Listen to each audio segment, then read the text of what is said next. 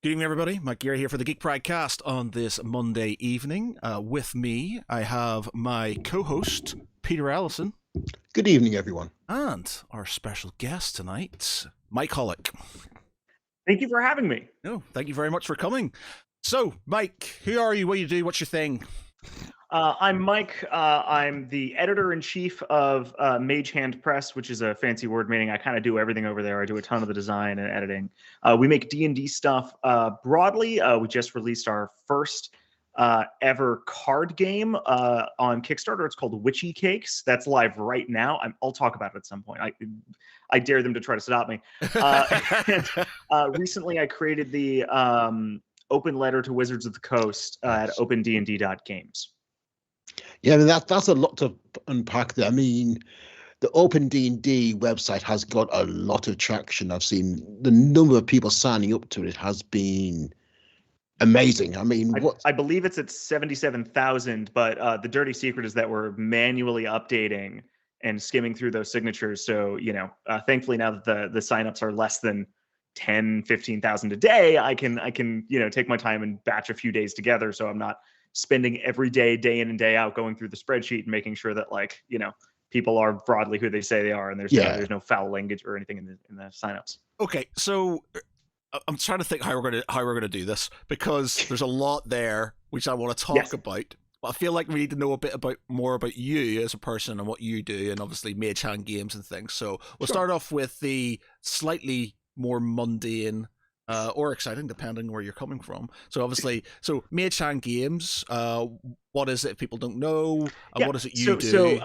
And this is a good way to bridge into the open gaming license stuff. So I've been working making stuff for Dungeons and Dragons for I think 7 years now. I've run 3 successful Kickstarters, and like I said, I'm on my 4th.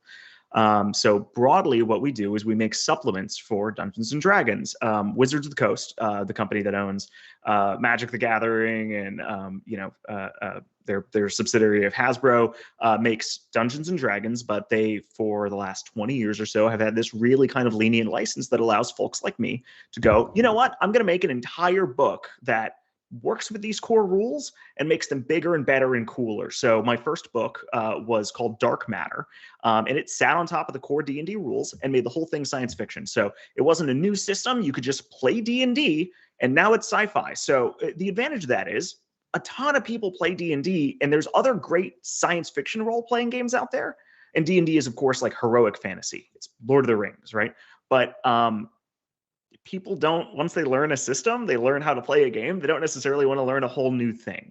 So using D&D 5th edition as a launching point, we've created all these cool expansions to the game that allow people to play D&D in new and innovative ways to keep their game from becoming stale, and to give them extremely cool new ways to tell stories and invent characters. That's all been allowed, and it's been literally my lifeblood. It's my job day in and day out. I write stuff for D&D. Yeah, I mean, I will be going to get some hate mail for this, but I did not like the D&D rules until 5e. Oh, I agree with that. I think it was. I think if D&D has one big problem, and it's still a problem, but it's less, is that it's very hard to get into. It's very crunchy, and not in a way that facilitates better narrative storytelling. And to some extent, I think the audience brought, the designers created a simpler rule system, but the audience has brought this narrative focus to it, with shows like Critical Role and the Adventure Zone propping up this kind of narrative side. It's changed the way that people tell stories, because it used to be more like a board game. Roll a lot of dice, complicated stats, beat up some monsters. And now I think it has evolved into something that is kind of truer to the original intent. That was, okay, but we're here to tell stories about these individual characters and their adventures. Yeah, it felt more like a combat system with a few skills tacked on, rather than a homogenous role-playing game in itself. I believe it still has room to expand and evolve as new rules and things are created. But it is at least nice that there is a singular point in which a lot of people can get on board, so that we can have that critical mass of people who recognize role-playing games as a thing you can do, instead of a thing that those weirdos over there do once a week, right? That it's more acceptable in that way.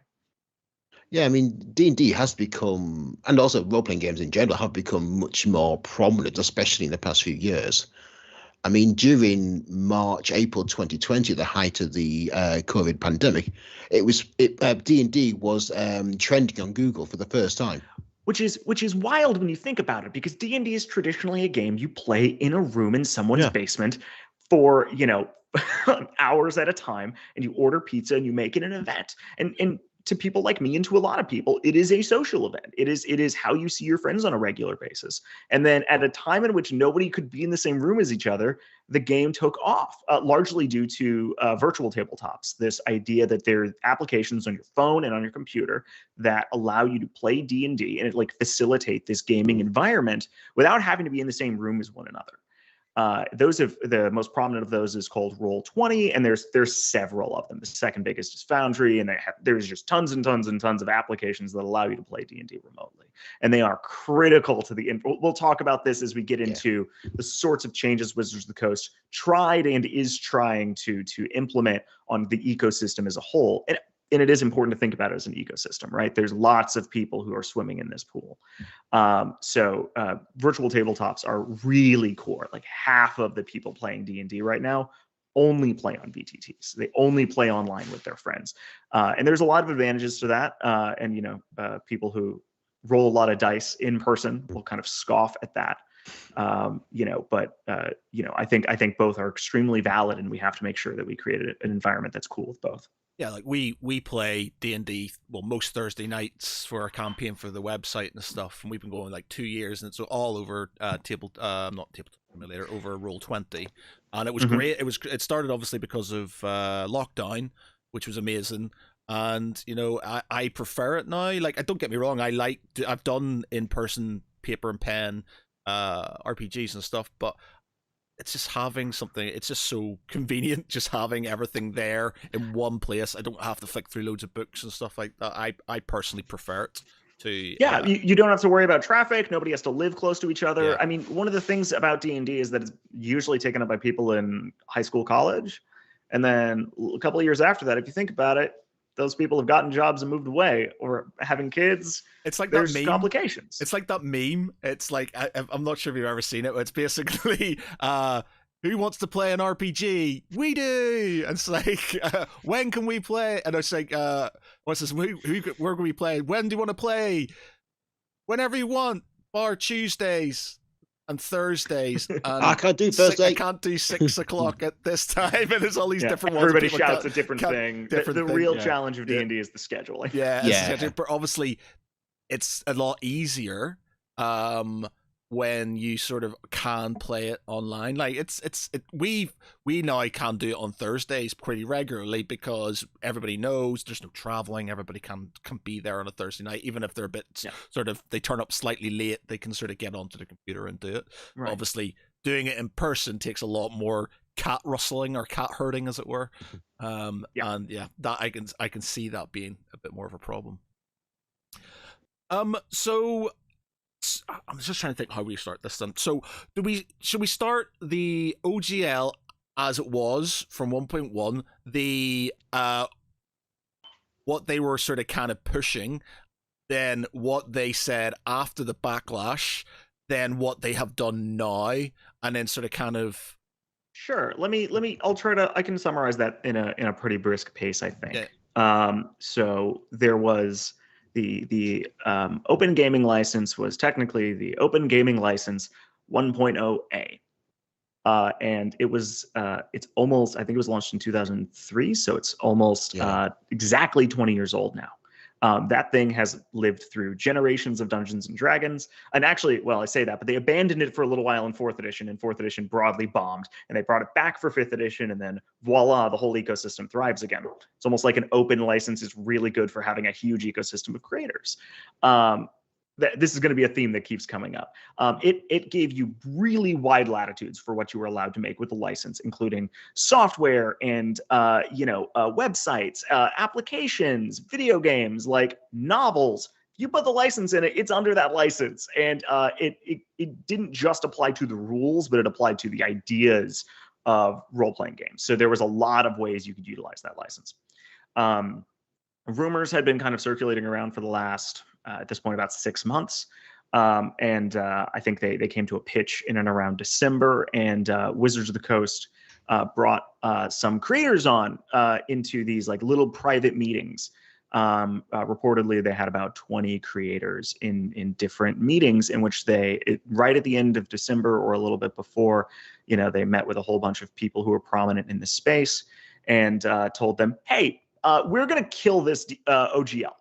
We're going to kill it dead, which struck a lot of people by surprise because, well, the old OGL says you can't get rid of it. Even if you make a new version of the OGL, the OGL says you can use whichever version you want.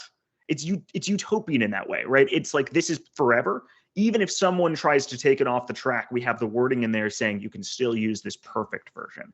And that's a really interesting idea, right? It's a really interesting utopian idea almost. Wizards of the Coast brought a bunch of people aside and said, well, okay, we've got, this new license. And if you sign it, the terms are not going to be as bad for you. Here's a special terms sheet, right? That is going to make it easier for you to continue doing business. But for everybody else, it looks like this. And we can talk one-on-one to figure out the best terms for you as long as you sign this. Who's the you, by the way? Who are you referring as the you? People are... The individuals that were, like I said, there's about 20 businesses that were reached out, the biggest people in the space. Very few people will confirm or deny if they were in one of these meetings because there were non-disclosure agreements and stuff like that. So, okay. If hypothetically I were in the room, I wouldn't be able to say if I were. Yeah, of course. Yeah. So they single out a whole bunch of people and try to get them to sign, and they give out the license, and the license is real bad. It takes out this huge, broad freedom of expression in the old open gaming license and says, no, you can only make print products and PDFs, nothing else. You can, if you make a pretty good amount of revenue, not like profit, but like if you sell a lot of products, no matter what your overhead is, if you make more than $750,000 in revenue, you're going to owe us a quarter on every dollar past that. So large Kickstarter campaigns are immediately infeasible. Big Kickstarters can make upwards of $1 million very easily. The sheer amount of money Wizards of the Coast takes out of the pocket makes that impossible. If you put books into store shelves, like our friends over at Kobold Press does in small game stores around the country, that's not possible anymore. Their overhead, like the percentage they make on every book sale is less than 25. It's honestly probably less than 15. I'm sure it depends on their actual print runs and the climate, but that makes those sorts of things completely impossible. So this $750,000 is profit, or is it gross? Revenue. Gross. Right. So it wasn't just. I was under the impression it was revenue. No, if it's profit, that's a much more complicated question. They can't track that as easily. I can say, well, look, we had all these other expenses. Right. Technically, I needed to buy that Lamborghini for my game. Oh, see that? Like you could. There's profits are hard, and they would have to audit everybody. Yeah. Also, by the way, let's lean back here for a little bit. This is a crazy thing to ask for anything. Yeah. No company has ever made a license that says you can use our game, but you must report your profits year in and year out, and you must tell us every single game, every single product that you make that uses it, and you have to sign up on our website and have an account with us. Like this is very different from everything else the industry has tried to do. And furthermore, it had some really nefarious clauses in there like, look, listen, we can steal your work and sell it without telling you or reimbursing you. We're allowed to do that. That's in the contract. And like, that was just there. And I think a lot of creators were rightfully skeptical about this. Before long, alarms were being sounded behind the scenes.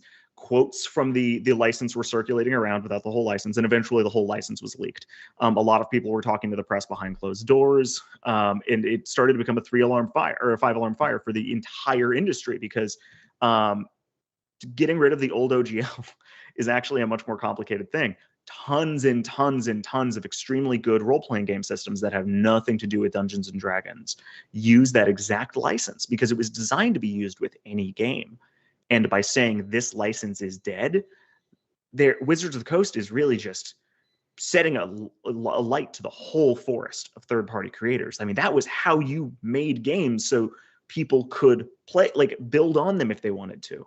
And with that gone, things became very, very scary for a lot of people very fast. Right. So there's a couple of things actually to talk about. So, well, firstly, because we were talking about the money, that 700.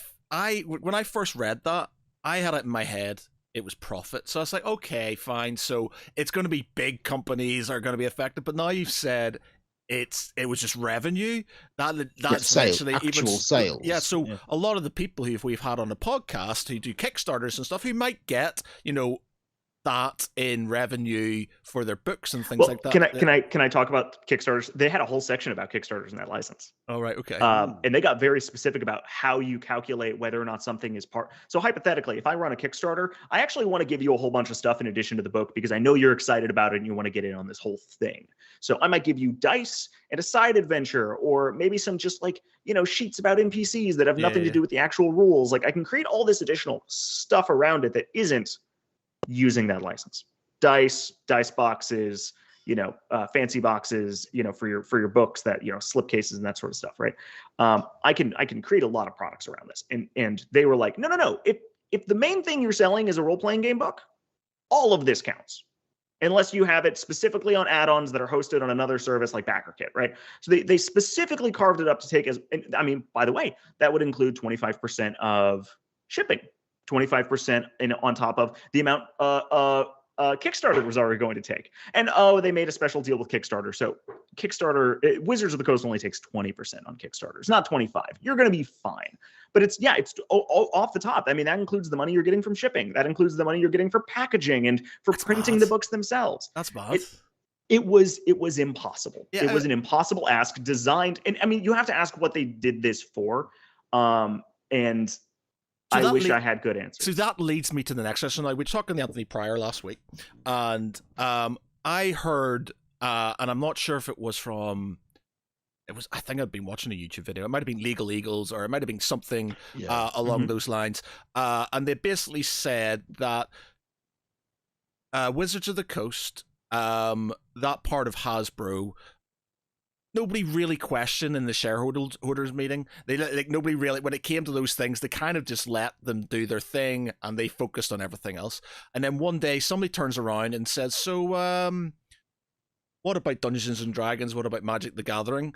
And then they realize that a massive swathe of the profits that Hasbro get come from 70%. Yeah, 70% of Hasbro is just Wizards of the Coast. Yeah, come from those IPs, and then they suddenly realize it's like, why aren't we asking questions about these two cash cows? And then suddenly the new OGL comes out because they realize that they're already making a fair chunk of change from this part of the company, and they could be milking it for a lot more. It's more insidious than that. So it's not just, hey, we need to milk this more. Word around the campfire. Okay, we have to talk a little bit about industry gossip.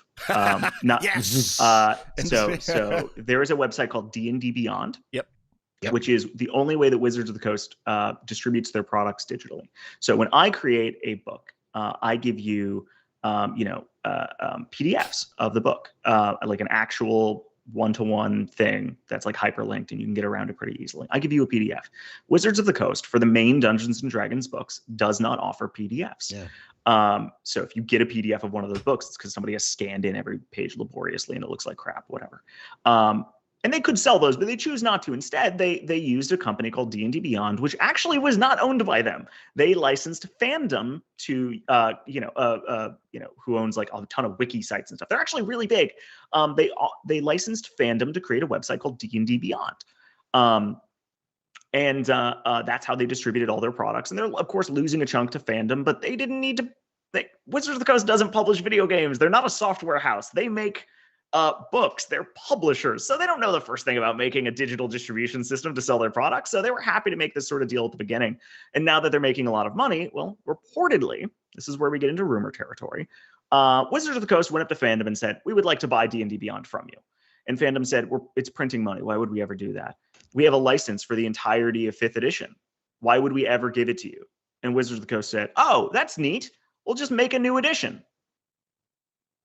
So they announced 6th edition D&D, and they realized that they're trying to monetize 5th. They really want to create the bedrock to really bleed people dry with the next edition of Dungeons and Dragons. They want to have a monopoly over VTTs. They want to make sure that the only place you can get products online is through D&D Beyond, and all just because they needed this like framework in order to purchase this software house and start vertically integrating everything under it.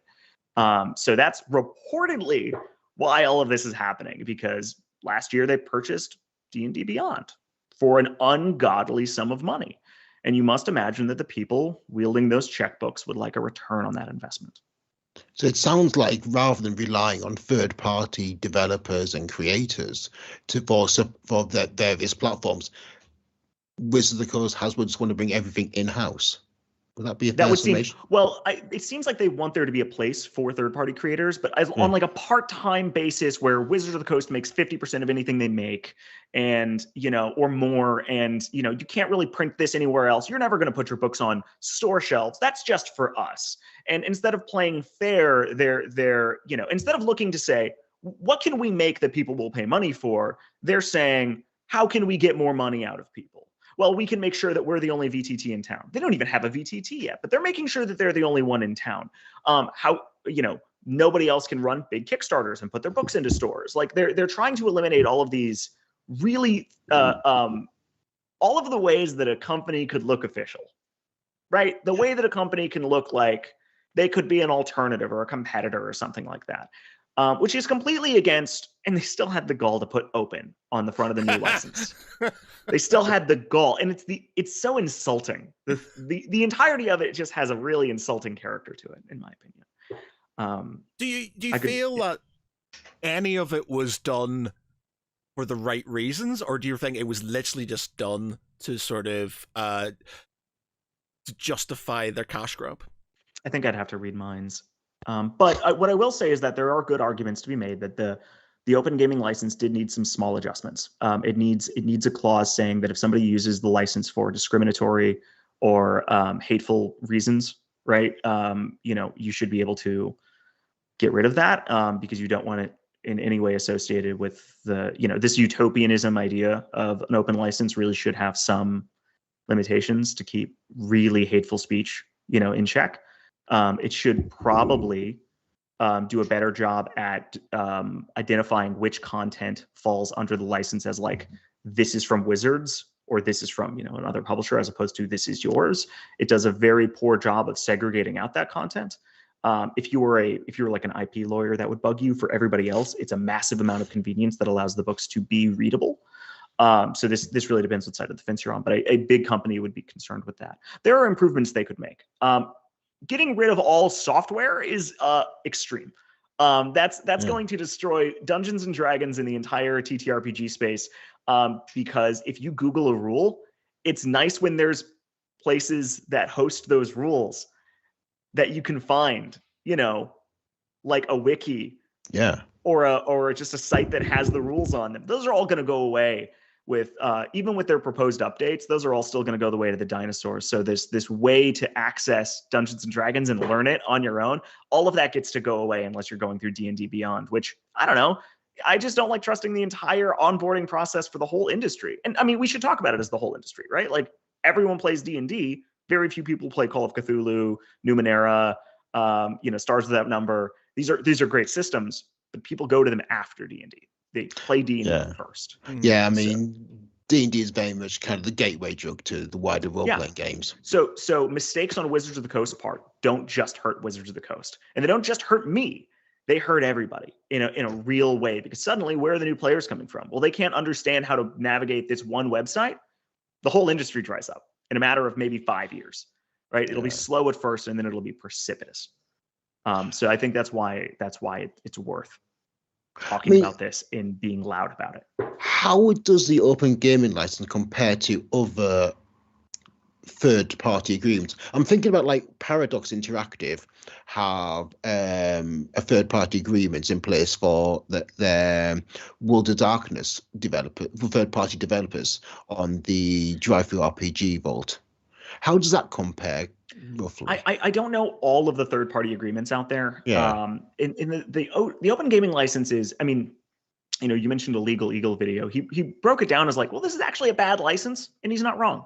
It doesn't give you access to the entire game. It has weird protections for things that like mind flayers and beholders, which are in the game, but you're not allowed to even mention as being in the game, which is extremely strange. And you give up a lot of freedoms and protections that you would otherwise have using, like, even within the bounds of, like, without violating copyright. There's a lot of nuance here with technically companies can't copyright game systems. You can't copyright processes. Yeah. So technically, Wizards of the Coast is claiming way more protection than anything should be able to offer them. This is just really complex stuff. So technically, it's a bad contract, but it's been okay. Like, it doesn't need to be made worse. If anything, it needs to be made more generous, right? It's not a great contract to begin with. And honestly, if it ever went to court, that whole contract would probably be on the rocks. It just wouldn't, like, it would wash up. It would not do well because it doesn't really fit what most people understand as like traditional copyright law. It's very jank. So yeah, updating it is going to be very dangerous if it puts them into a court of law because they might lose the whole license. Yeah, because I mean, also, I suppose in many ways they're forced. I mean, given the rate of development in terms of technology and video games, you do need to update it because 20 years ago we didn't have blockchain, NFTs, and all that, and virtual tabletops, all these different multitude of platforms. So it wasn't there, so we didn't have to consider it. But I think you could also argue they do need to consider it, but they've just gone too far, and they've just greedy. They've just exactly instead of firming up the holes and patching up, the legal issues with it. They've gone right. We'll add some of that in, but then we'll try and knock this out of the park and get ourselves some more green. And that's where everybody just gone, whoa, what the fuck? And I'm so impressed by this. Even now, even though it's sort of a week later, and they've climbed down a fair bit compared to basically the last time when we talked to Anthony last week. I think the last statement they had made, they went, okay, you guys may have won, but we won too. So, it was nice for them acknowledging that we beat them. Yeah. Okay. So I should pivot a little bit and talk about our responses to this. Yeah. I created an open letter which detailed exactly what happened and what they were attempting to do and all of the negative consequences. How many people did you cite? I said it's on this. We got 60,000. 77,000 people. Wow. So it had a form on there. I was using Typeform and I maxed out the number of people you're allowed to sign up per month. And I had to make a second one and hot swap it. It was a whole mess. So 77,000 people. It's probably well over 80 at this point. Like I said, I update them manually. Other people made their own kind of statements. I believe there was a petition on change.org, but ours got way more traction because I think it was a little bit more communicative about what this means and what the consequences are. My legal representation, Noah Downs, created a legal breakdown from a lawyer's perspective, which I think has a lot of validity. There's a lot of people who want to become armchair lawyers when things like this pop off, but having somebody with a specialization in copyright law weighing in is right from the outset basically is very useful. I mean, I think the backlash was bigger and more widespread than they could have ever imagined. And that the whole thing makes you question whether or not they really understand their audience. Was this malicious and they didn't care, or are they just that ignorant of how many people play their game and how many people love their game? Well, we said this when we were talking about it last week. I thought it was a case of they knew it was going to cause problems, but they were banking on the fact that people are inherently lazy and going, oh, I don't know if I want to change a new gaming system or do that and the other. We'll moan about it. We'll put up with it. Terrible thing to bank on. Yeah. Like D&D as a hobby asks a lot from its players. It asks that you are sitting down, doing this organization, that you're writing entire campaign worlds for your like table of 4 people, right? Like it's asking a ton. And then like people like me are like entrepreneurs. We're building businesses around this. there was always going to be this grassroots, like D&D is something that has a lot of grassroots elements built in. So seeing it it was obviously going to pop off. And I think that betrays that they didn't really know what was going on.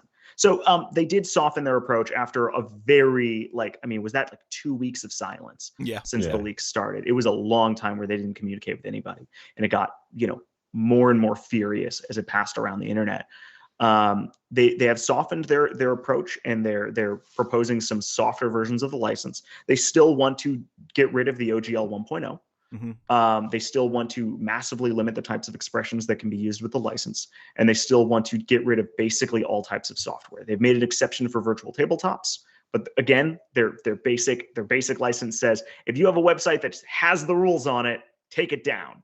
Even the rules that we think are free and everyone should be able to check, take it down. If you have an app that lets people create, characters, if it's not a virtual tabletop, if it has fancy animations or something, they would say, well, that's a video game, take it down. They've given themselves, even with the most softened version of it, it's still extremely intrusive. And the consequences of this aren't something you're going to see right away. Right. So anything I say about the damage it's going to make are going to look like,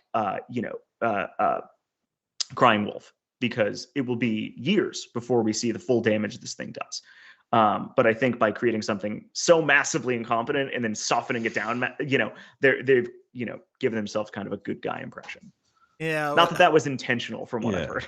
I know they've done it, but they've made themselves the BBEG of their own sort of D&D campaign, effectively. And, he's that sort of guy with a twirly mustache at the end to sort of kind of going, oh, that's okay. And he's trying to turn the party against, other members by sort of kind of throwing in a pot of gold. It still leaves a bad taste. Like I love D&D. It turns out almost every D&D fan is really, really into the idea of hunting down and slaying dragons. Like we were all going to be in on this. And it's just like it's one of those things. It's like it's gotten to the point where people are threatening to boycott the film when it comes out, and obviously that's going to cause some serious. We should talk about the D&D Be Gone thing. Yeah. So okay, up until the very 11th hour, there were Wizards of the Coast is leakier than a sinking ship. We got a lot of information from the inside during all of this because only a few people were steering this decision. The writers, the creative staff, the people who are managing the front desk were on our side. Because it was very clear that what they were doing was wrong and would be harmful in the long run. We got a leak, at the 11th hour saying like, well, here's the next update, and it was bad. Like they were doubling down. They softened it from 25% to 20. And, it was rough. It was super rough. And, they were like, it's going to come out like today. Here's the deal. This is what they're looking at. They're looking at D&D Beyond subscriptions. Because they don't have any more up-to-date information, right? If we see this number going up, they're going to keep doing it. If they see that number going down, they're going to stop. So we pulled the trigger. We got a lot of people to start taking down their D&D Beyond subscriptions. And lots of people. Reportedly 40,000 people dropped off in about 2 days. That's that's a lot of money. To the point where they actually disabled it, or at least redirected it, because we just couldn't handle the amount of. Yes, they were maybe doing some shady stuff in the background to keep people subscribed, which is more problems for this company, hopefully in the long term. But yeah, that was what turned it around. Like they didn't release it that day when the D&D Be Gone kind of slogan went out to folks and the call went out. This is what we're doing. We're doing it right now. And, a couple days passed and then they released the first kind of communication, the first actual post where they started softening their approach. And they even included some of the paragraphs from that earlier draft that we saw leaked. So like the most like asinine, like mean bits, like we both won. Like that was in the original one. Yeah. Right. And that stuff made it through, but they had to like rewrite. They changed like on a dime. Like it was so much closer to the wire than almost anyone could realize. They were going to double down and they were going to really destroy us. And if it wasn't for that single person within Wizards saying, this is what they're looking at, this is what you have to do, we wouldn't we wouldn't have won. We would have put on all this effort, and they still would have destroyed us. Like it would have been a bad time right now. Like I would have been canceling Kickstarters left and right. People would be like, Patreons would be taken down. Things were going to be very, very rough right away. This was all happening in a very tight timeline. I mean, what I find interesting, like Wizard of the Coast's response during this entire incident, was that they didn't communicate at all. They're just kind of putting out all these different promo comments, like the D&D Lego, the D&D film, and it just felt a bit too diversionary of, oh, look at this, look at this, look at this. Try to distract from the main concern. It didn't work. It was. I think it was that the stuff originating inside Wizards of the Coast, like that company stopped, right, and all the other marketing partners that they had kept moving along.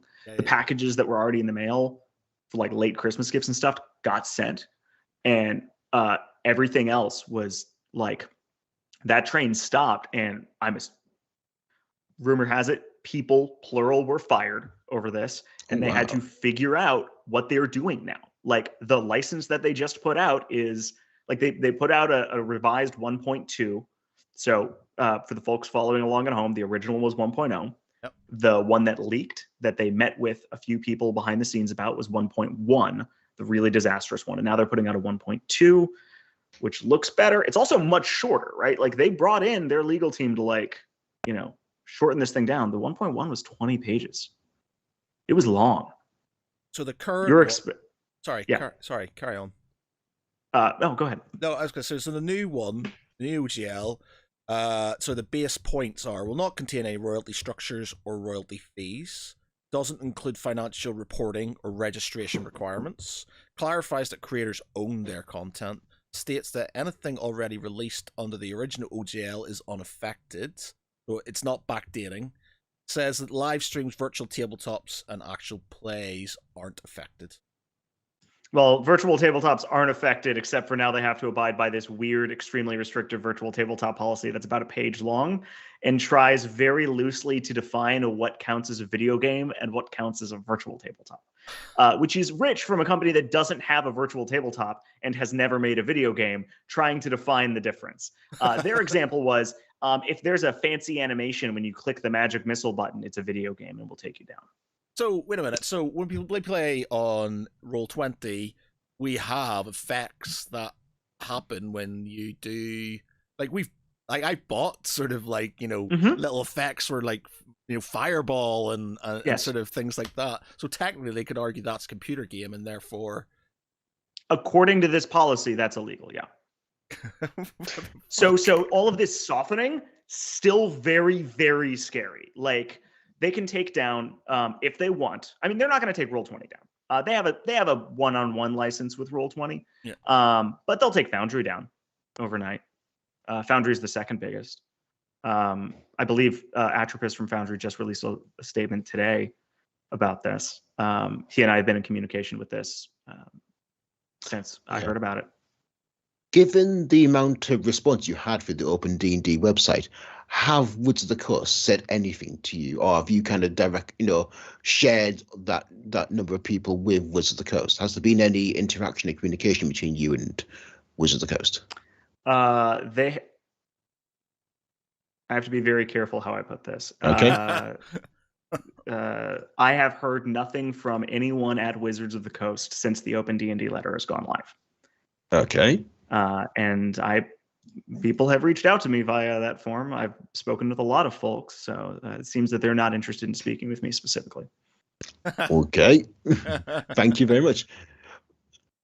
I mean, one thing I found, I saw this one post going around on Twitter. So, yeah, I don't know how valid it is, but with the 1.0A agreement and bringing it into 1.1, now there was the Knights of the Old Republic game back in the early 2000s, which was created using the OGL.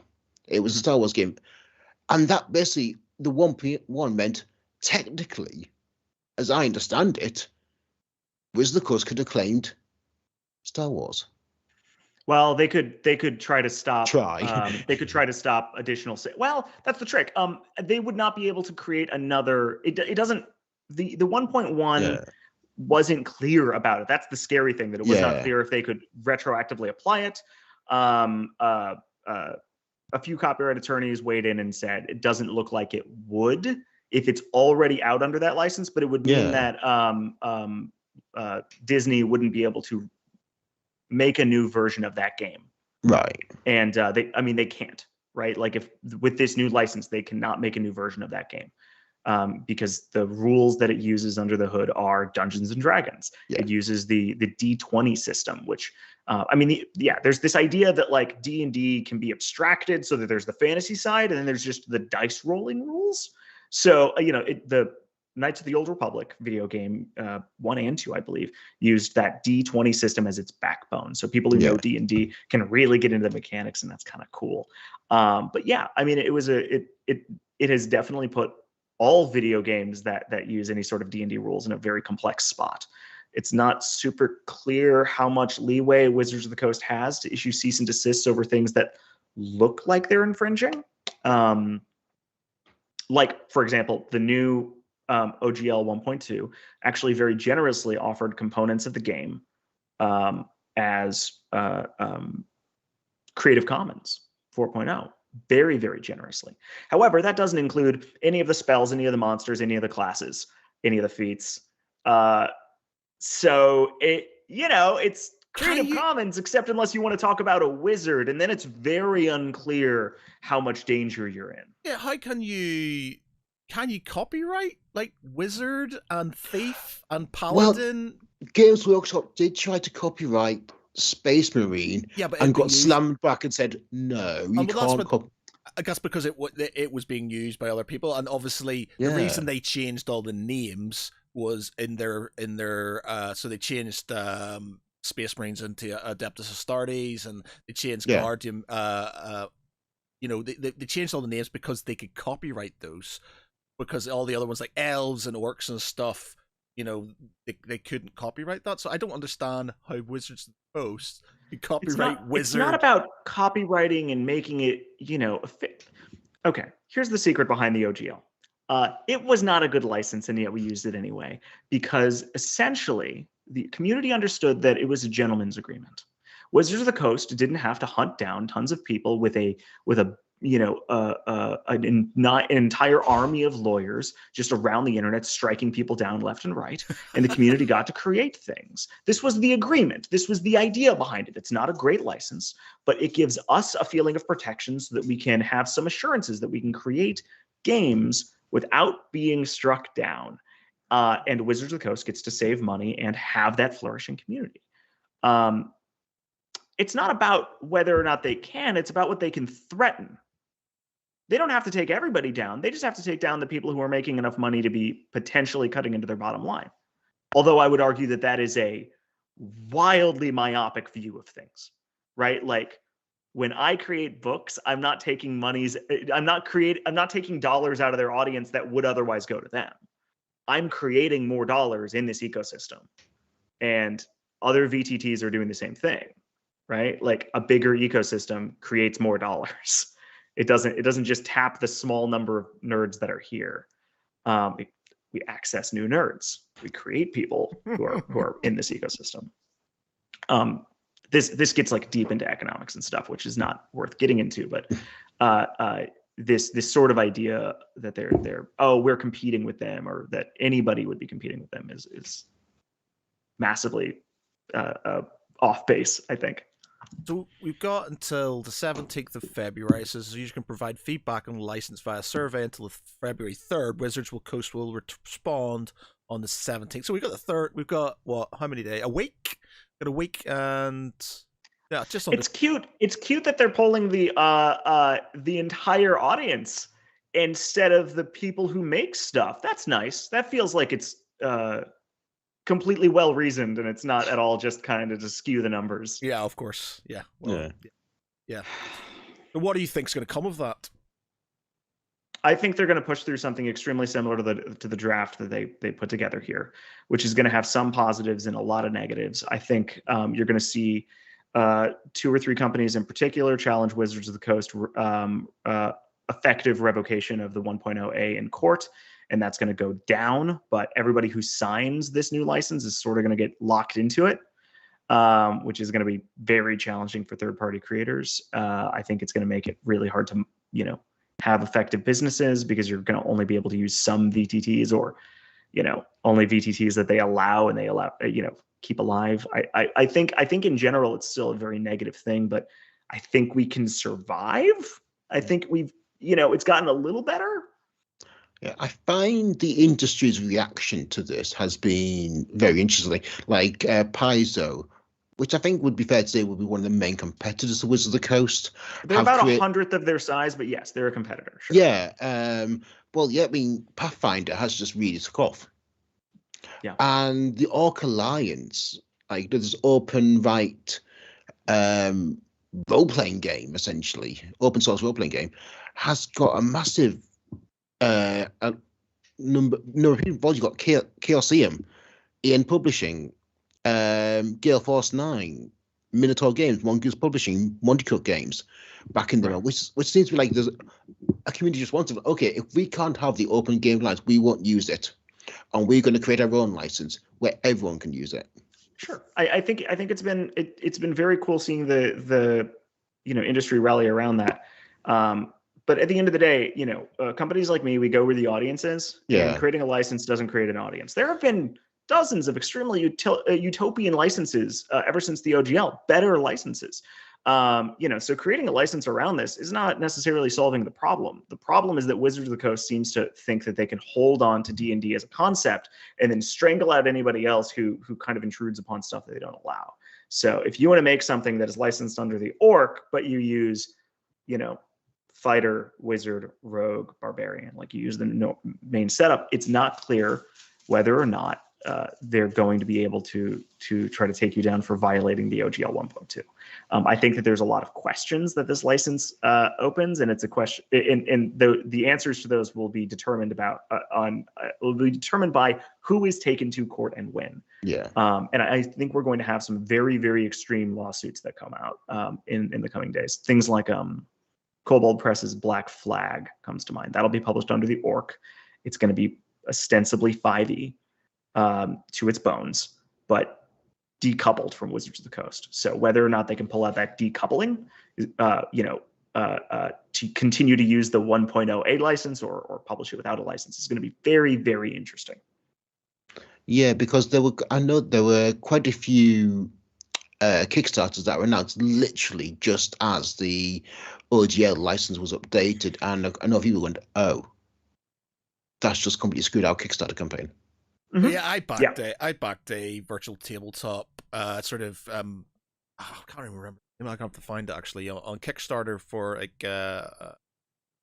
for it. I'll have to find it, but that literally a few months before this all kicked off, and then when this happened, I was like, oh shit, is that going to be another failure of a Kickstarter I'm going to lose all my money for?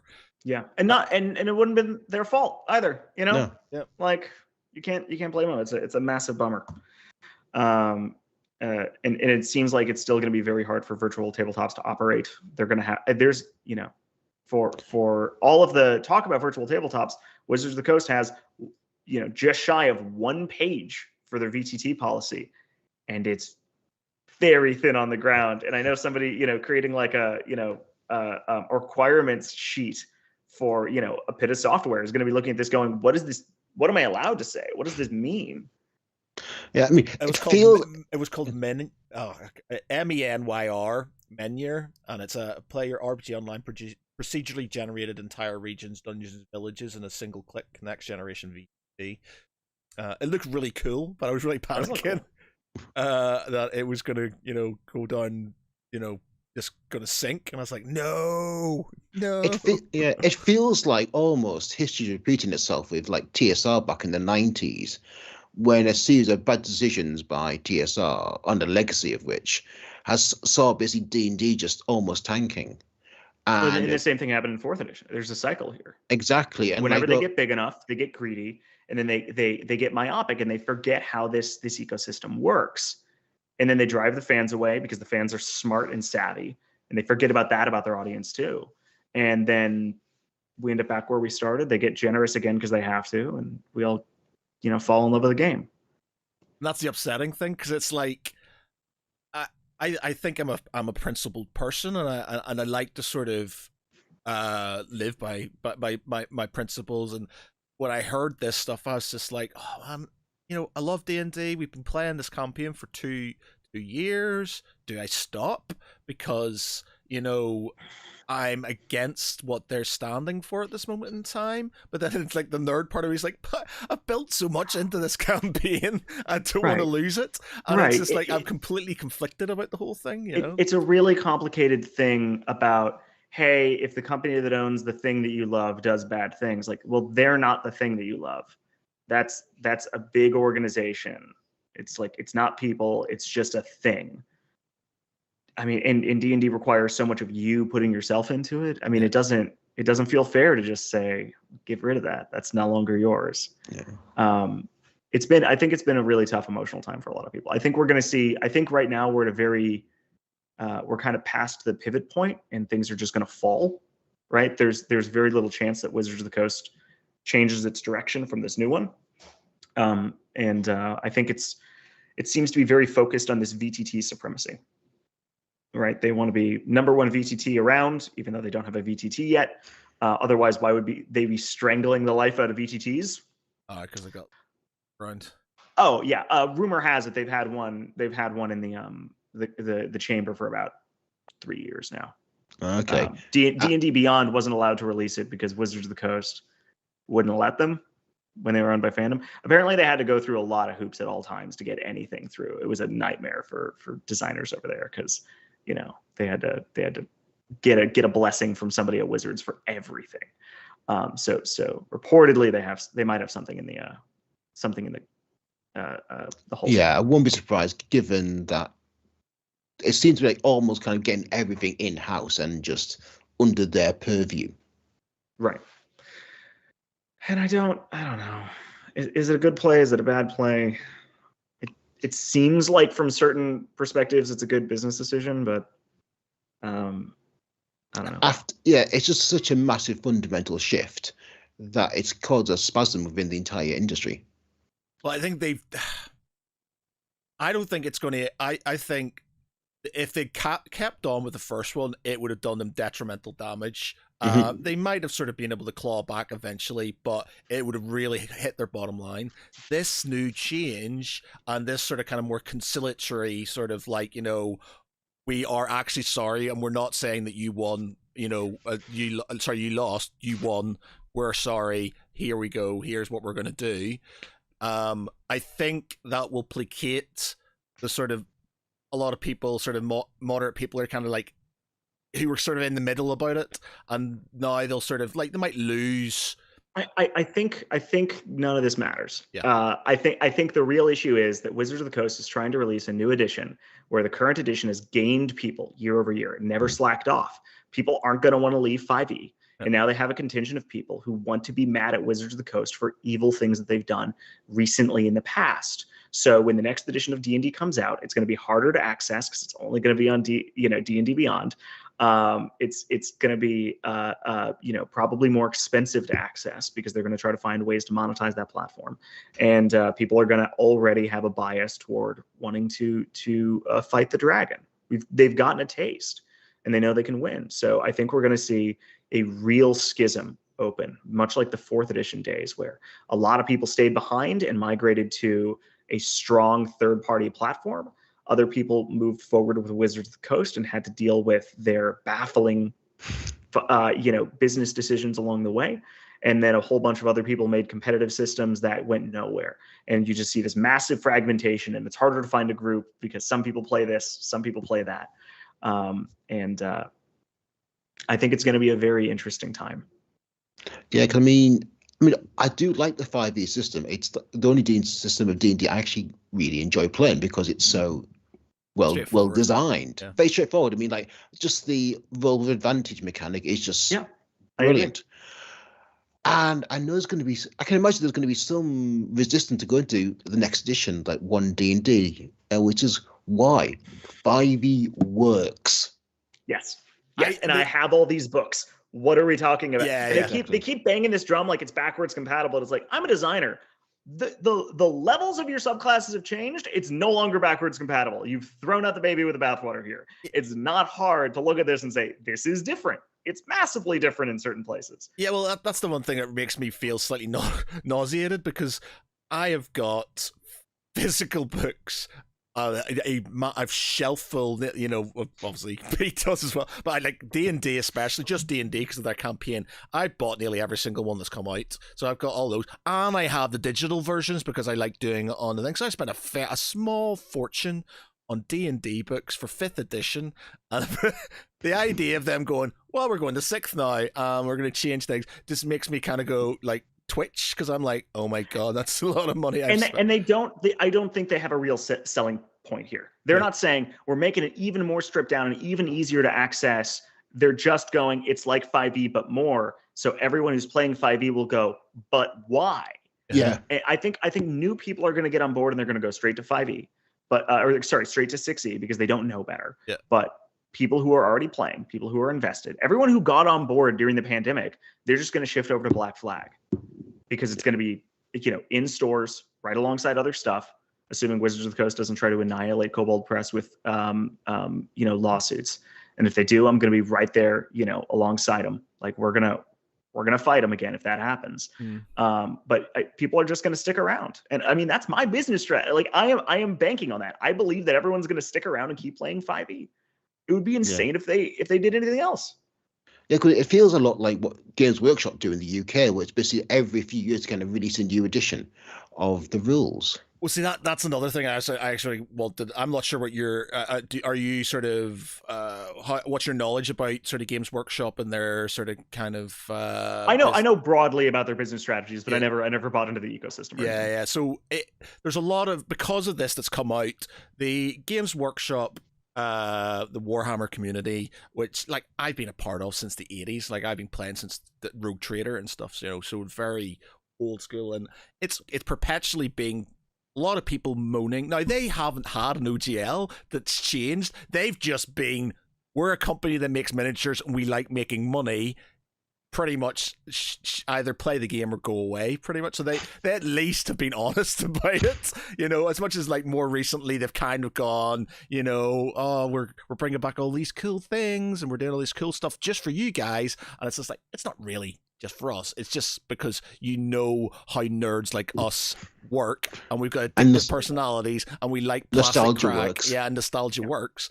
And it's like, so there's a lot of people here turning around and said, can we not just do what the D&D community have done and kind of say, that's enough, we can't deal with this? And like, I've been umming and ahhing about writing an article for the website about Games Workshop, because as much as I love them, there's a part of me that really resents them for the way they do their mechanic. It's like, I understand they're a business, I understand they're trying to make money, and they don't hide that, but they're so brazen about how they sort of come about that you get so many books and so many different rules and so many changes, and armies are always super powerful when they come out straight away, to the point where everybody jumps. It's like, especially in your competitive scene, which I used to be a part of, where you want to go for the most powerful army, so you change armies, so you're always having to spend a lot of money on new stuff just so you could keep the competitive edge. And they kept us going, and then they bring out a new edition, and then it was building up again, and it was like people are just have been moaning about it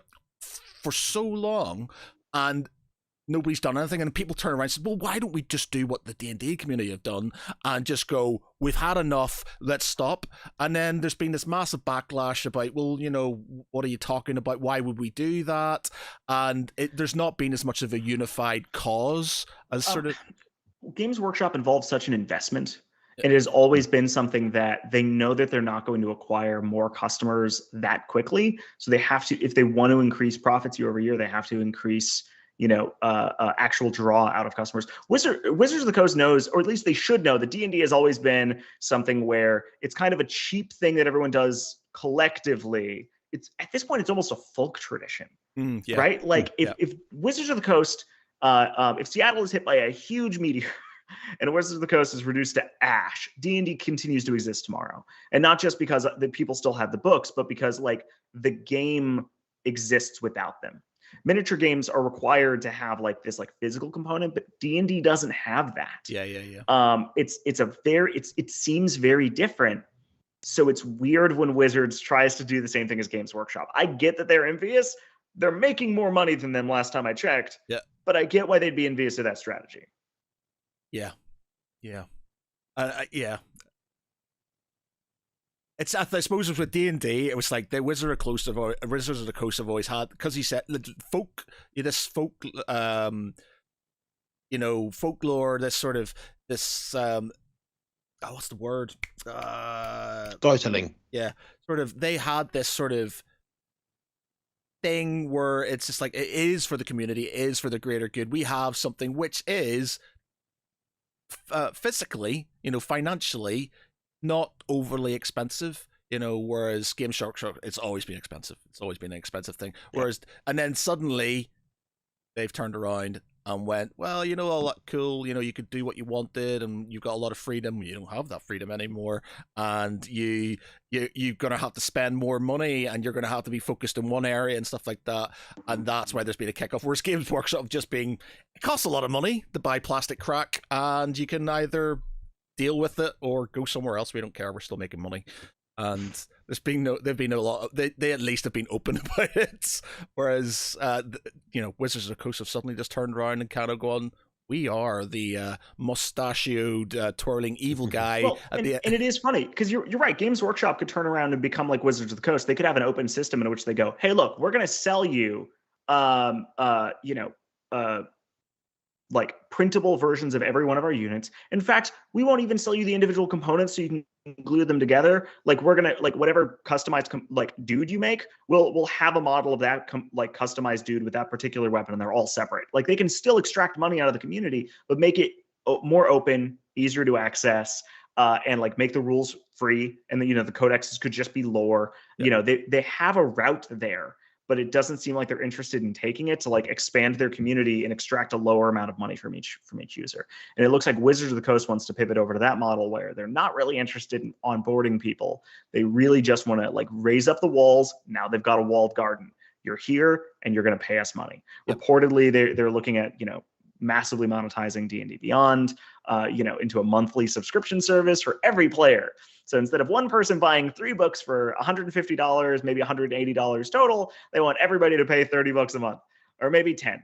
Like, depending on what number ends up actually rolling out of this. It's going to be a very gross time, I think. Yeah, I mean, everything's moving to subscription model now because companies are realizing that they can generate more money by charging small amounts on a monthly basis by charging one big amount. And hey, if it's disgusting and half the people leave, did you monetize the other half more than double? Cool, you're in the green. You made more money, which is still catastrophic for the role-playing game scene because they're going to keep shrinking year after year. Once you start going down, you don't just dovetail out of that because you have more money now.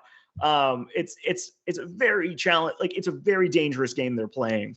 On that point though, and there's a similarity in Games Workshop in that sort of, they got rid of Warhammer Fantasy, for which they're kind of bringing back now, but they got rid of Warhammer Fantasy Battle. There was a massive backlash about it because a lot of people had spent a lot of money, myself included, on armies for this thing, but because it wasn't a big seller and stuff, we're gonna have Age of Sigmar, which is basically Warhammer 40k in the fantasy battle sort of kind of space.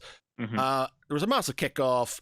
They lost a lot of people who sort of kind of said we're going to go, and then as time went on, people just started to forget about it, and just sort of kind of the kids who they were onboarding, because we've got new Sigmarines who are basically Space Marines but in fantasy. They're really cool, and all the kids who were coming in were making up for the jaded sort of middle-aged guys like myself who were sort of kind of pissed off about it, and so they're just like, right, fine, we had a bit of a dip, but because there's all these new kids coming in and they're liking these bigger models and liking these new things, then we can make up for that thing. Yeah. And the only reason they've gone back to fantasy battle is because Total War Warhammer has been such a success. So like, okay, we can use this as a platform to maybe sell a game at maybe a specialized game that is actually that, and maybe get rid of some of the older stock that we have in things. So in regards to this, I have a feeling that there will be a dip,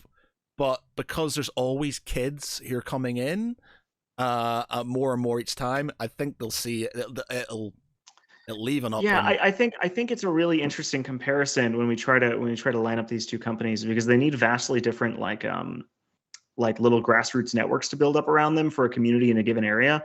You can have a couple of different tabletop wargaming communities in an area, because you only need like 3-4 people to play, and they don't need to play at the same time. You just meet up one-on-one. Yeah.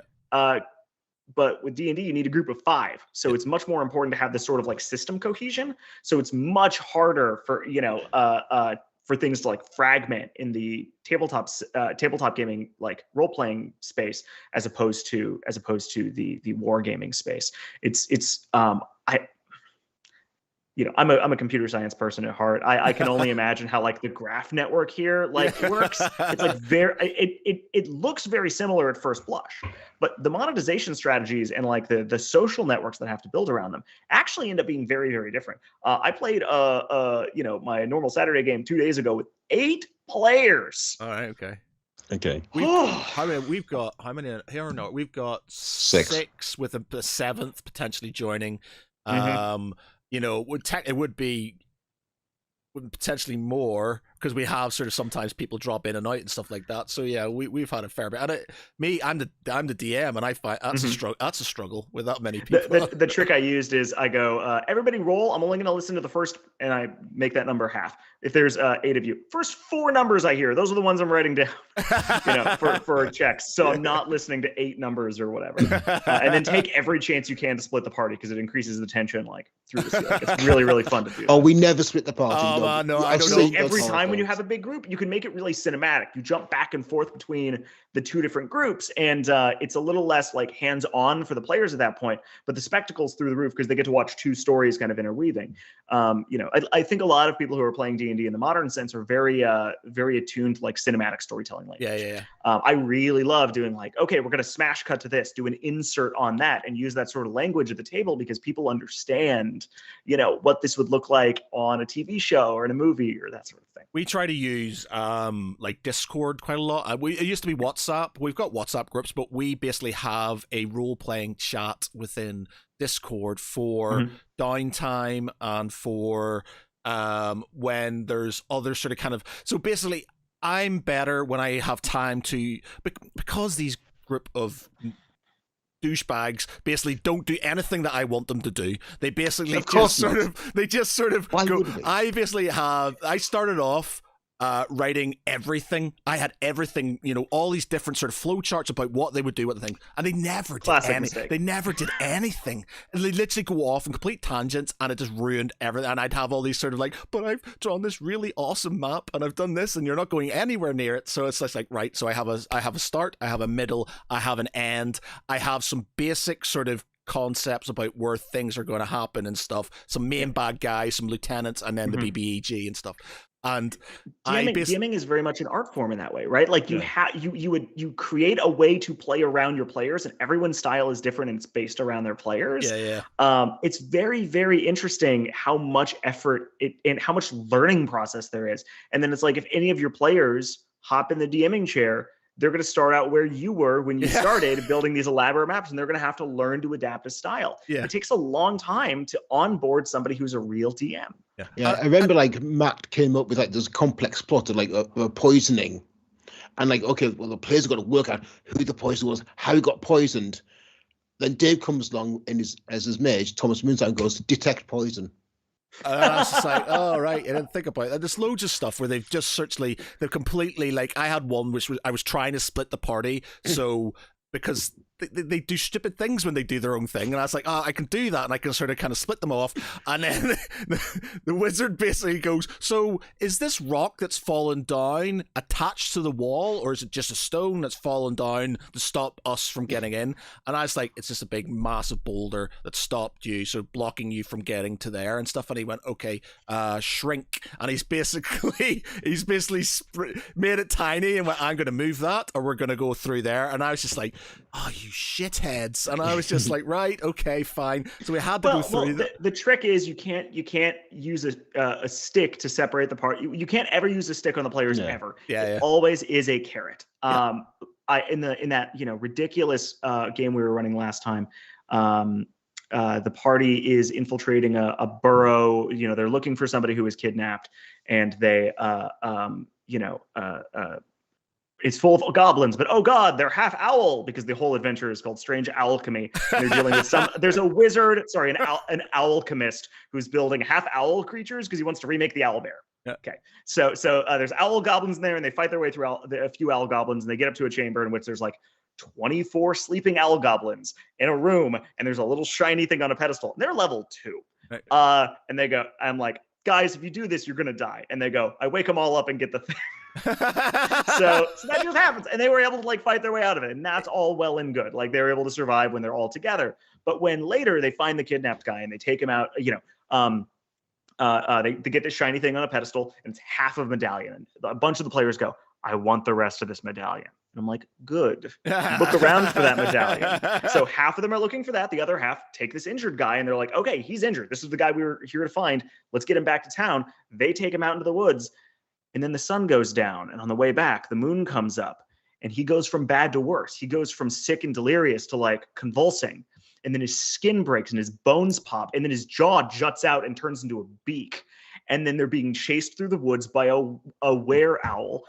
And it's only half the party, because by giving them 2 different objectives simultaneously that they can't both go after, you can split the party. Now the tension of being chased by a scary owl thing is doubled, right? It's through the roof, because they can't help us. They don't even know where we are. And then, you kind of, you have to find a way to bring them back later. But it's all about carrots, right? Find stuff that they want, leech onto that, and then give them something else. Well, yeah, they want. I've learned very quickly that I enjoy it actually, because they write a really good story themselves, because they get so into it that they sort of, they've all got their distinct characters and stuff, and they have some really sort of kind of good moral issues and stuff they want to overcome and things, and they just write it for you. And I've got to the point now where I have got loads of sort of like maps that I can just I'll just go to if they decide to go somewhere, and then I'll just ad lib. The Discord thing just helps me. If we get to a point where I'm just like, right, this is getting too in depth, I need a bit more time to think about this, we'll stop the session, and then we'll go, right, so we'll talk through it in the thing, and that gives me time to sort of kind of go through it, and we can have some really long conversations about stuff, and it's open for everybody to watch. So if they're watching the stream, or if they're going back to watch it and stuff, they can see this all there, and they can go back, and then we recap it when we do the next stream. And I think that's really good. But I like the fact that it is an evolving story that they are creating themselves. They make a lot of work for me, because I'm trying to create a story that I enjoy and they enjoy, but also one that they're not all going to die quickly and it's not going to be good watching and stuff. I have to throw in sort of like, I don't know what's wrong with punching a shark. Yeah. So there's lots of stuff where they're just like, they're going to kill themselves, and I've had to think of really creative ways to give them a way out of things. For example, we did a one shot. We did a false hydra.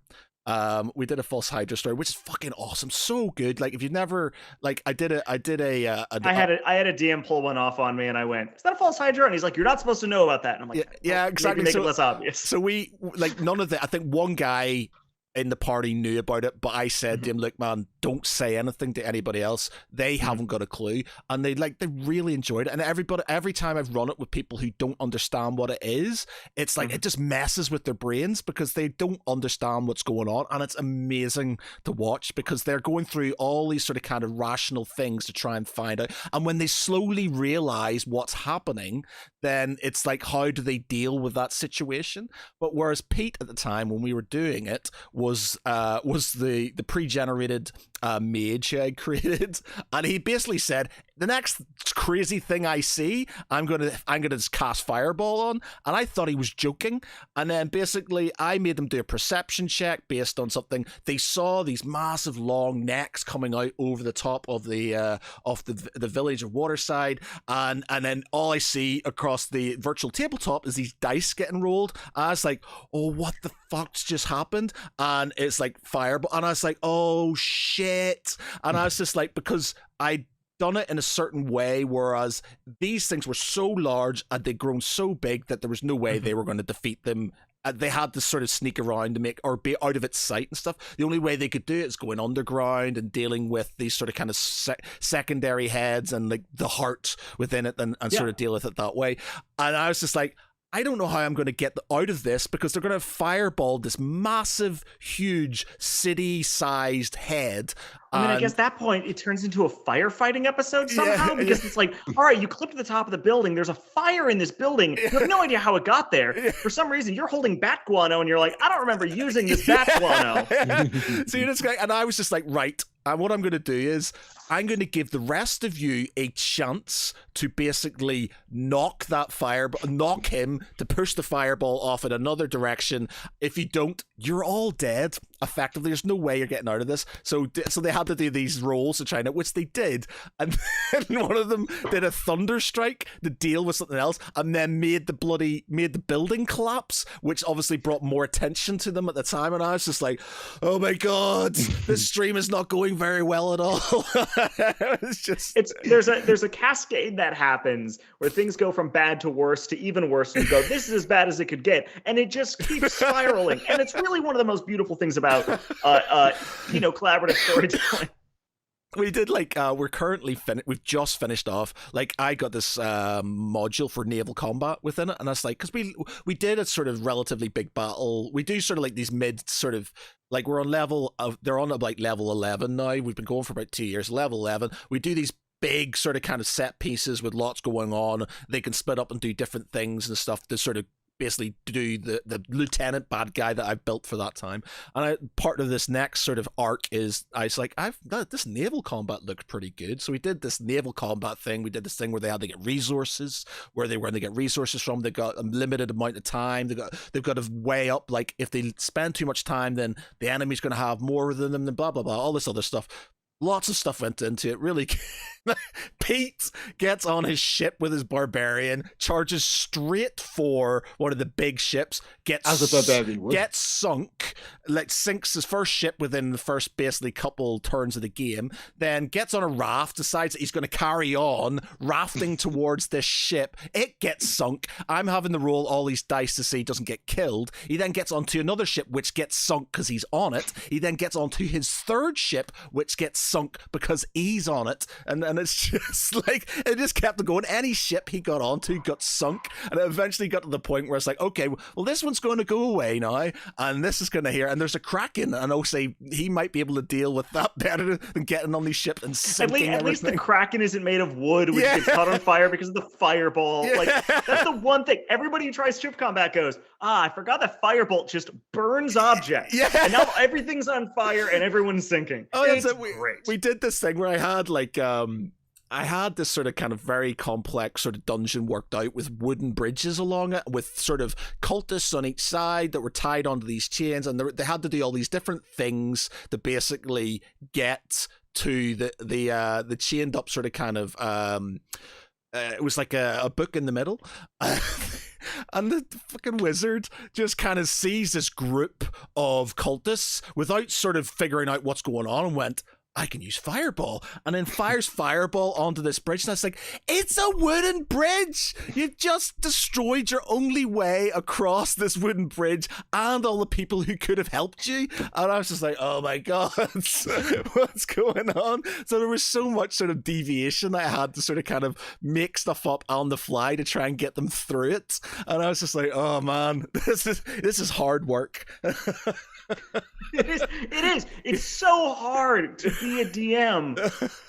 And the game requires this. Like, it needs this because, and that's also the selling point of the game. Yes. Is that there's somebody at the table who's doing the hard work, because, all the great BioWare games in the world are not going to give you a DM who can modify the story on the fly because your shepherd decided to dive through a 3rd-story window off the Citadel, right? Like, that's not how this is going to work. Yeah.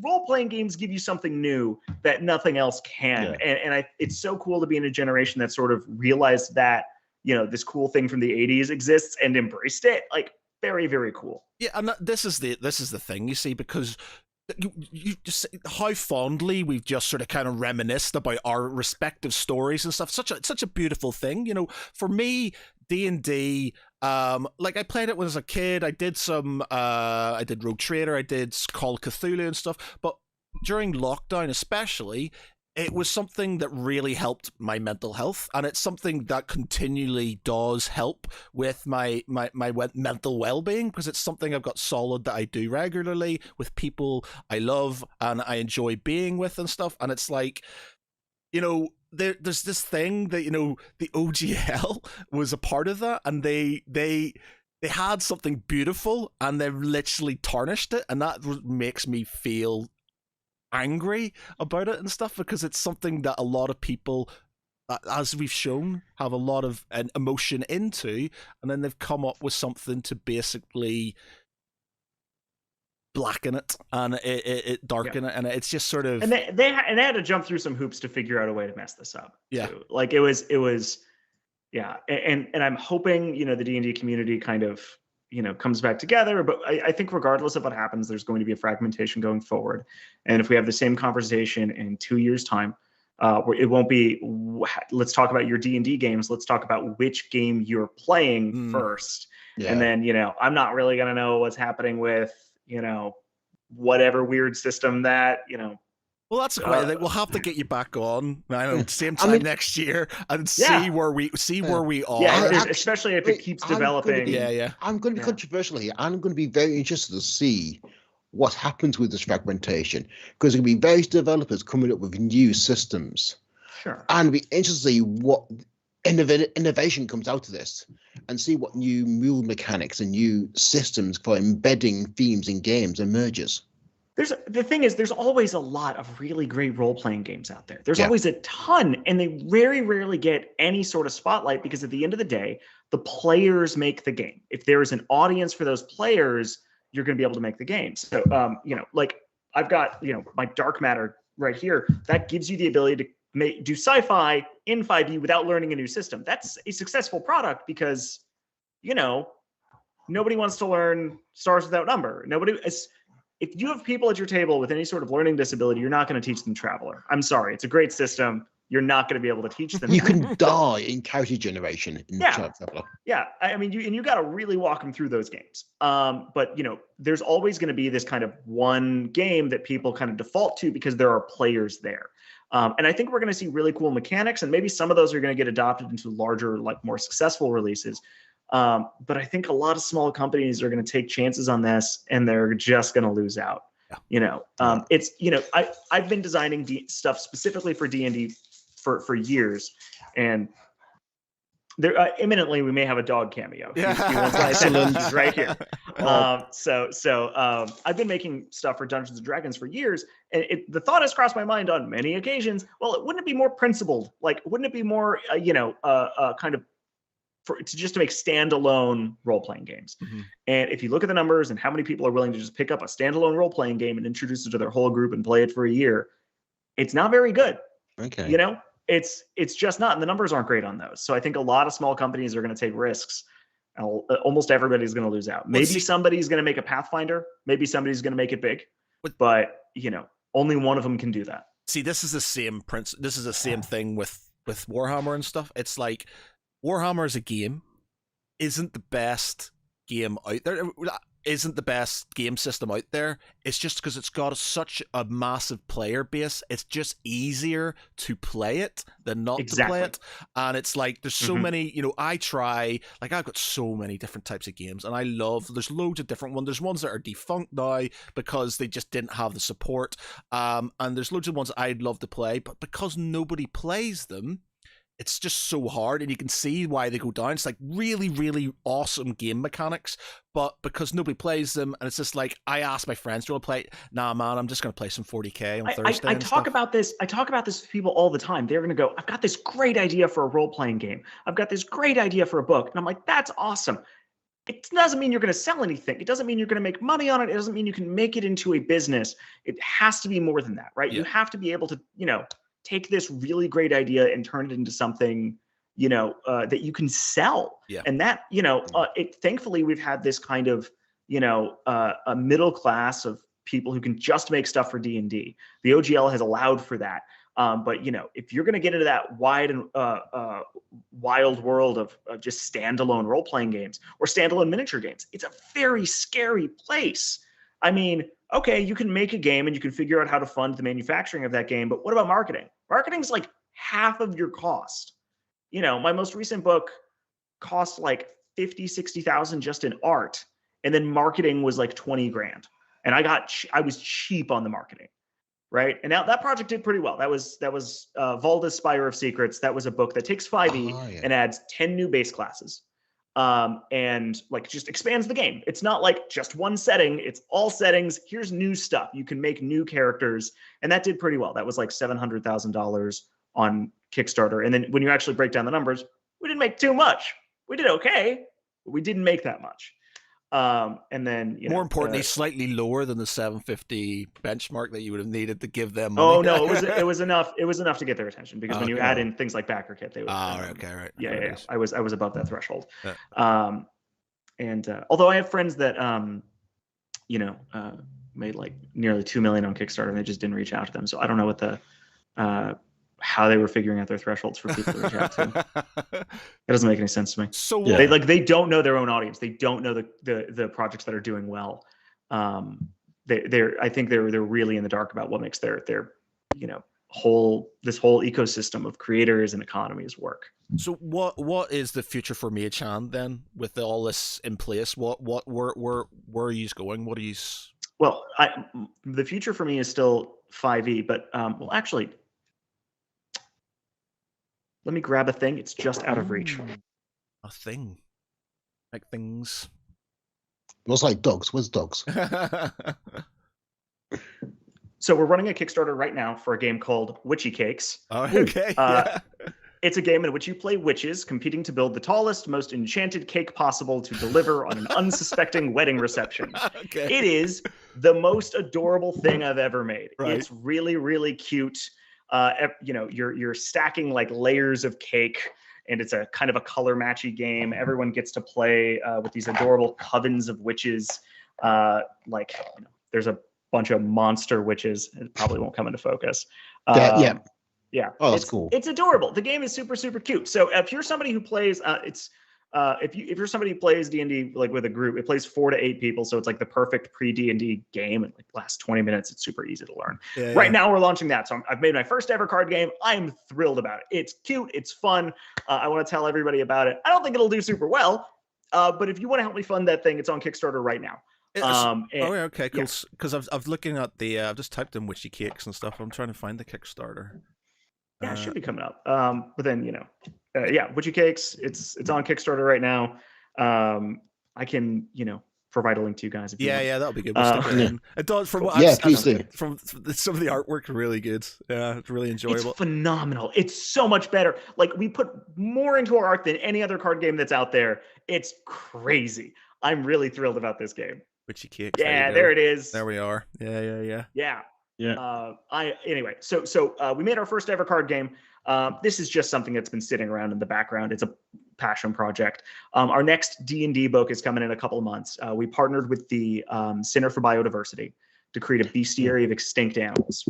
Oh, nice. So we're telling their actual histories. Like, it is the first ever D&D book that is fully cited as a research paper. We tell the actual histories of extinct animals, and then we reimagine them as magical creatures you can fight in your games. So if you wanted to learn about, extinct animals from your own backyard, you're going to see some extremely cool stuff. There are so many interesting stories that, are not that far removed from the modern day. We're only focusing on animals that went extinct in the Holocene, in the era of men walking around. So it's a terrifying book, and I could tell you the stories from that book are going to enlighten and horrify you. Incredible. It's amazing. It's that sounds really cool. When so that's coming out in a couple months. March 20th or 21st. Awesome. I'll be all over that. I think. Yeah. I'm really excited about that project. It is the most heartbreaking book I've ever worked on. And heartbreaking in what way? Can I tell you a brief story? Yeah, of course. Yeah, that's great. I don't think most people are aware of the great auk. It was a seabird. Think like a penguin, but bigger. Yeah. Really unique kind of beak. It allowed it to glide through the water like a bullet. One of the most agile things in the water. Lived in and around Greenland, I think. On land, it was really clumsy. It's not very fast. It's like a penguin, right? So it nested on rocky little islands where it could lay its eggs way up on land and then hatch and then go into the water to fish. Eventually, Europeans realized that this thing had extremely good down that made for great pillows. So they started hunting the great auk, and before long, the great auk was down to just one island, which exploded when a volcano erupted. Now, a few of them got away, and they were spotted, on another, unfortunately, easier to access island, 20, 30, 40 miles north. And 3 Europeans show up on the island. And we know this because we have their diaries. We have it in their words. One of them chased 2 of the bird. They found 2 adults. One of them chased one of the adults into a corner, and the other one chased it up to a cliffside. And literally, the words from the diary are, "We arrived at a precipice many fathoms deep. I reached out. It flapped its wings. It made no cry. I strangled him. And the third one crushed the eggs." Because a European collector wanted to have an undamaged specimen for his collection. To my knowledge, this is the only time in history someone has knowingly killed the last members of a species. It's a crime that I don't think we have a word for. No. It's literally genocide. Yeah, but I mean, it's much more. It's not systematic, right? Yeah. I mean, the idea of crushing the last eggs is just spiteful. They weren't asked to do that, to my knowledge. Yeah. This is just one of the, and the great auk is one of those like really charismatic, really interesting fauna. It is a real. One of the things about Dungeons and Dragons is that when we go out and we kill an owlbear, there's always another owlbear. And this is something about the way we tell our stories. We live in a world of magical excess because the stories that we tell reinforce the idea that there is always more and that magical or technological innovation will save us from the things that we want to do.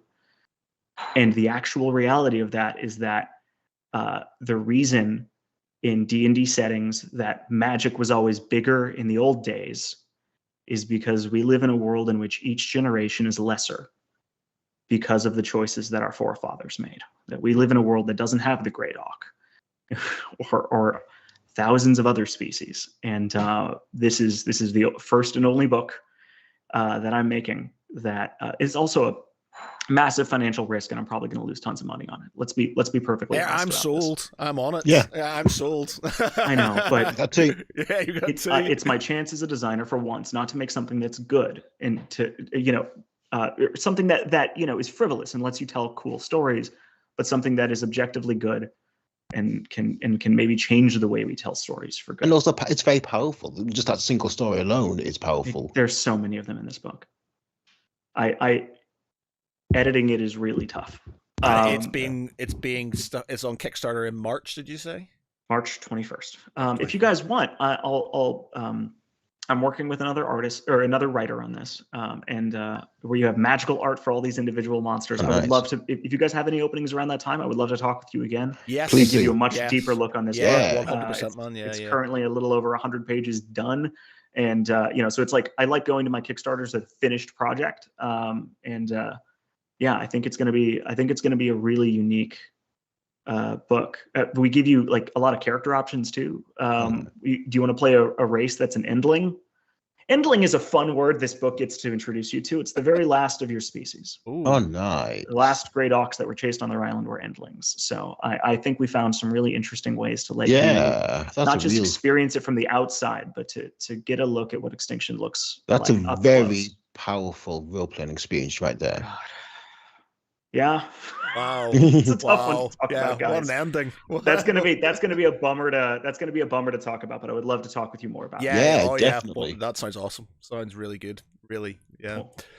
Cool. Right. Well, on that genocidal bombshell.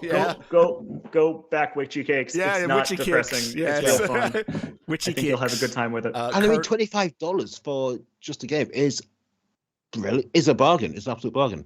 Yeah, we did our best to give you like a really good price on this, and we made a coloring book and a storybook where everything rhymes with. It has the rhythm of double boil and trouble, but it's oven coven baker's dozen. It's adorable. Everything about this game is good, and I got distracted to talk about that other depressing project. But go back, Witchy Cakes. It's like seriously, if you play D&D and anybody like in your group would have a passing fancy in this, give it a try. It's really, really fun. Like it's annoyingly the best thing I've ever made, and it's the hardest thing to sell. Like it's a super fun card game.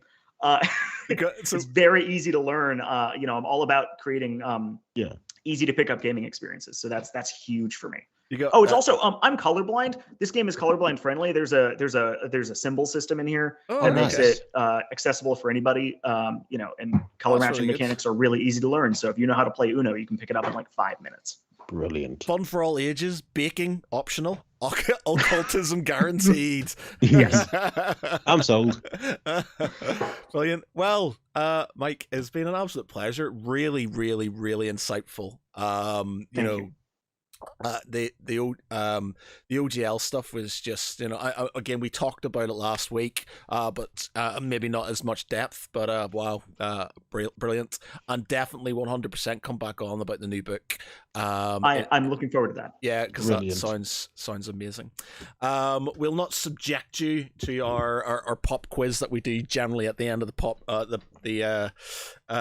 end of the podcast. Well, I don't know, unless you want to do it. But basically, what we do at the end of the podcast, because generally we talk about different geeky franchises and things like that, so we kind of gauge what people are into and stuff like that. Because we've only just been talking about D&D effectively. Sure. But basically, what we do is we each take a franchise, say Marvel or DC or Star Wars or Star Trek or something, and you think of a character. The other people then have 60 seconds to guess who that character is. And that's what we do. So you would choose a franchise, and you basically got to... Now, obviously, don't do what Pete always does, and he goes for Marvel or DC, and then it's some obscure comic book character that nobody knows about. It's Arms Fall Off Kid. Yeah, and it's just like... So something that is guessable, but obviously you can obviously throw in something that's slightly... It's harder, but obviously something that potentially people may know about. So I don't know if Pete wants to. If Pete's I'm game. I'll try. Okay. Yeah, okay. Right. All right. Mike, do you know Dragonlance? I do not know Dragonlance. Okay. Not even a bit. Yeah. Okay, it's got Dragonlance then. Okay. Do something easy that you would do, like Star Wars or Marvel or DC or Star Trek or something like that. Because okay, then go with Star Wars. Okay. So what sorts of questions are we allowed to ask again? So you can ask any, like, generally yes or no questions. And basically what happens, you've got 60 seconds. When the 60 seconds hits, you've got one more question, and then you sort of try and guess who the character is. Okay. Cool. Okay. So Star Wars, 60 seconds. Go. Original trilogy? Technically. Am I a droid? No. Are they in the prequels? Not the prequel films. Am I played by a live action actor? No, you are voiced. Are we in the animated series? Yes. Are we in Clone Wars? Yes. Are we in Rebels? Yes. Are we Empire? No. Are we Rebellion? Independent. Okay, so Are we a bounty hunter? No.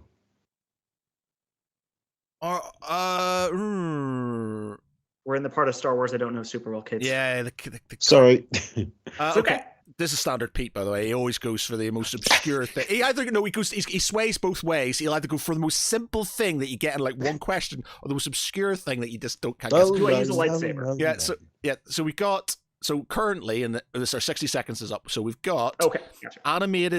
we've got animated series, Rebels and Clone Wars. We've got Independent. We've got He's not Empire. Remember what I said? Not Empire. Empire. Independent. Yeah, so he's independent. But no, not Empire. What came before the Empire? Oh, is he a Sith? No, not a Sith. So I was thinking the old Republic. No, but that wouldn't be covered in the series. Oh, he's Republic. Yes. Yes. That's a huge clue. And remember, technically in the original trilogy. Technically in the original trilogy. Yes. Technically. Well, almost retroactively. Oh, man. Okay. Well, that eliminates anybody who died during the. Yes. Someone who survived the animated series. That's not a lot of people. No. And I'll be able to picture some of the ones that I know, but I won't know most of their names, which is where we fall flat. Yeah. Okay. Because like Ahsoka is acted now, so that wouldn't, Darth Maul I think technically survives, but again acted. So he's retroactively in the prequels, not the prequels, in the original trilogy. Yes. Yeah. Retroactively in the. I'm trying to think who could be. Is there like a Jar Jar like character? Not Jar Jar. Jabba the Hutt like character that that doesn't work. Yeah, man, I'm stumped. Okay, Captain Rex. I give it. Captain Rex. What? How is he in the original? There's one of the rebels on the attack on the base on the planet, the forest moon of Endor. Yeah. They said later, he was Captain Rex because he had Captain Rex's beard. There we go. Right. Yeah. Okay. What are they? Okay. Right. Yeah. All right. That's why I said retroactively and technically. Okay, that's pretty obscure, Sure. but all right. Okay. I told you. Do you know what thing is? I know that because I saw the article about it, but I just wasn't there. Okay. Thanks, also, Pete. He was a Thanks major character in the end, so he wasn't that obscure, to be fair. So, in my defense. That's true. That's true. All right. All right, Mike, do you have something that's maybe going to be slightly easier than that? Or he was a main character, Matt. Yeah, you're a Star Wars fan. Come on. I know, but yeah, come on. Let's hear it. Ooh, let's see. Okay. I was gonna try to rely on some like obscure shows I might have grown. Then again, Stargate isn't that obscure, right? I like Stargate. Yeah, but I bet you guys know Stargate better than I do because it has been decades since I've seen it. So let me double back. It's been a while since I've watched it as well, to be fair. Okay. Okay, I've got one. We're talking DC character. Ooh, interesting. Okay, right. So DC. All right. Are we talking movies or comic books, or the both? Yes. Oh, okay. Right. Okay. So DC. 60 seconds. Go. Okay. Have they got their own movie? No. Are they in any movies? Yes. Are they a hero? Good guy. No. So they're a villain. You would normally classify them as that, yes. Are they an anti-hero? Is it Black Adam? No, not really. No. No. Okay. Okay. They're in the films. They are technically a villain. Are they a bit part in a film? No. Right, so it's not going to be. Are they male? Yes. Okay. Are they human? No. Okay. Okay. Are they alien? No. Okay, that's 60 seconds. So we've got bad guy, effectively, in a film, not a bit part. They aren't human. Correct, but they're also not from space. And they're not aliens, so they're not human. Not from space.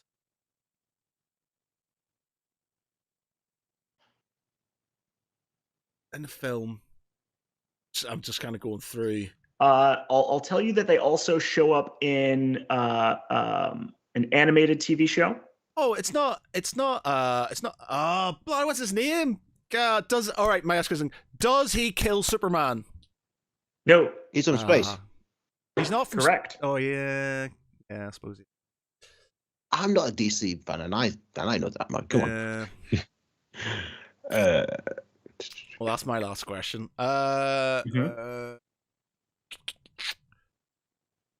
Was he in the Wonder Woman films? No. Okay. So you did land on villain. Yeah. From Earth, but not human. Yeah. There's a couple of movies that they made that are very villain centric.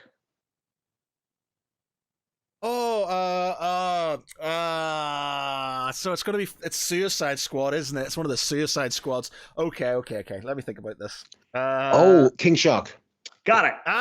Very good. Good work. I don't know why I was. Do you know what? Well, Yeah, that was a tough one because you didn't land on like animal dude. Yeah, I was sitting there kind of going, what sort of animals? And I didn't think about Suicide Squad in any way, shape, or form. I was just sitting there kind of going, it's the most obvious one. Yeah, very good. That's a good one. Yeah. And also in Harley Quinn, of course, as one of the most funny characters. Yeah. Okay, that's that was a good one. That was a good one. Thank you. Okay, what am I going to go for? Currently painting some Middle Earth strategy battle game stuff, so maybe I'll go for Lord of the Rings. Which character am I going to go for Lord of the Rings? Some from the films, please, because I've not read the books for decades. All right, okay. Well, we did this last time. You didn't get. I give you a film one. You get the last one I gave you. You go super obscure characters, dude. Yeah. I am going to go for somebody who's not going to be too obvious. Thank you. I'm going to go for. We've done her already. I can't do that. I'm going to go for. Okay, yeah, all right. I've got one relatively easy-ish. So depending on which angle you go for. So yeah, all right, okay. Lord of the Rings, 60 seconds. Go. Is it in the Lord of the Rings films? Yes. In the Hobbit films? Sorry. No. Okay. Are you an elf? We're not an elf. Are you human? Yes. Are you male? Yes. Okay. Do you use a sword in this film? No. Do you use a staff? Oh. Are you Bilbo Baggins? You're not Bilbo Baggins. No, it's human. Oh, that's right. Halfling.